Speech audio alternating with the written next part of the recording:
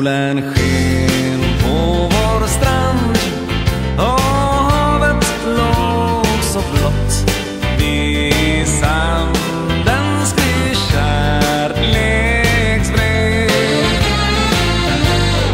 Och du log när en våg raderade ut det ord som vi två ut i sanden skrev.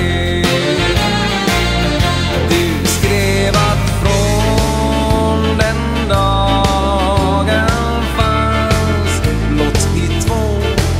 Jag var lycklig men det blev inte så. Kärlek